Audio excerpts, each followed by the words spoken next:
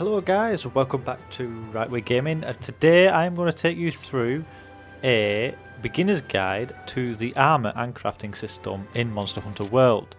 So, if I just show you where the place is that you need to go to, it is this smithy here. It is on the second level of the steps, just before the canteen, and you have both the armoury and the smithy in the same area. The armoury allows you to basically buy weapons and armour straight off, I'll show you here. So purchase weapons, great swords. It basically allows you to buy the first two as far as I'm aware. I don't know if you get access to more as we go further through the game. And the same thing with the armour. Whereas the most important part, this is probably where you'll do most of your armour upgrades, forging, etc. So we'll start off with forging new equipment. So with weapons, you choose the sort of weapon you want to go for.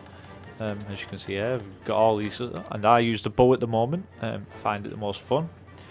And again, you have two options. You've got the bow and arrow, or the iron bow, or the hunter's bow as it's called, but basically you use monster bones to craft it. On the right hand side, it will give you the equipment info.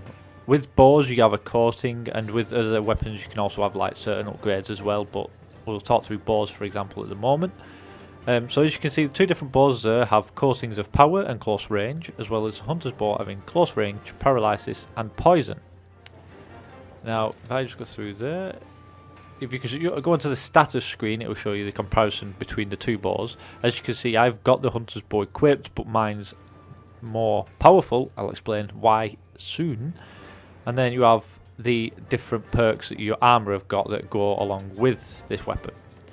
Right, that's pretty much that explained. Next up, you have the tree. Now this is to do with the upgrade of the weapons, which if I come back out,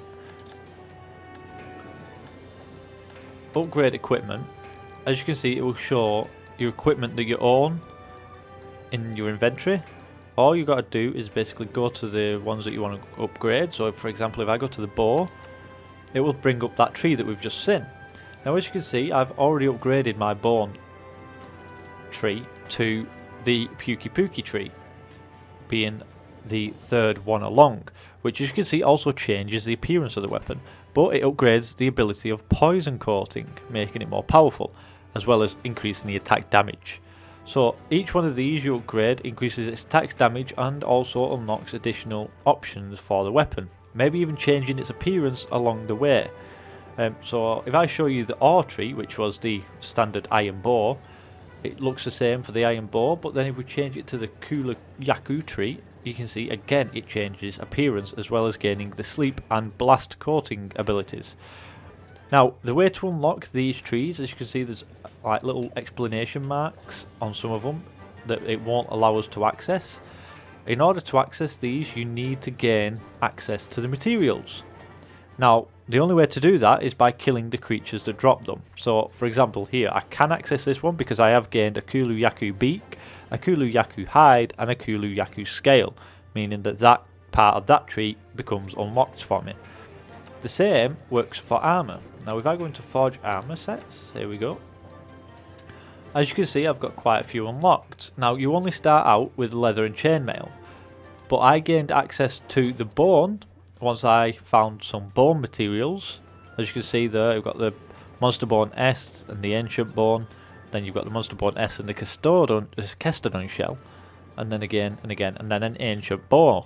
So basically by gathering those materials I unlocked this armour set, the bone. Same with the Kestodon gauntlets here. It doesn't have any other of the armour sets, and that's because the Kestodon shell and the Kestodon scalp are the only ones that are used for this piece of armour. Same with the Gajiao, which was a fish that I killed by accident. It gave me access to these boots, which basically allow you to swim faster underwater. Well, in water I should say. And then the Jagras, again, I got by killing a great Jagras. The Kulu by killing the Kulu-Ya-Ku, and the Pukei by killing the Pukei-Pukei. Such a funny name. So that is how you gain access to new armors, by basically playing through the game and killing the different types of creatures.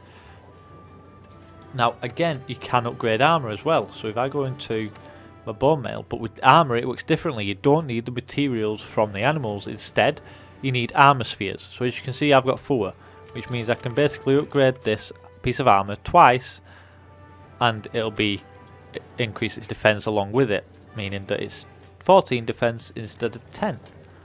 So I'm not going to do it just because I'm saving my armor spheres now for when I get better armor. But basically that is a basic overview of how the armor and the weapon equipment forge work. So basically you can forge new equipment using the materials by killing monsters, and then you could upgrade the weapons by either using monster materials for weapons or armor spheres for armor. Now I'm only just starting through this game, so I haven't got that much equipment already, but to be honest, for the part of the game that I'm in, I'm quite happy to say that I've got a Pukei bow and then a full set of bow and armor, so it's not hard to upgrade your hunter, and I do recommend doing so as soon as possible because, well, I faced an Anjarath with my starting gear and it basically nearly killed me in one hit. So you do need to slowly upgrade your gear as you go along. Anyway guys, I hope you found this video helpful. If you did, feel free to comment in the comment section below with anything I missed. If I did miss anything, you know, I'm new to this game, so I could be as bad as you. Don't forget to hit that like button and don't forget to subscribe if you haven't already. I'll speak to you soon guys.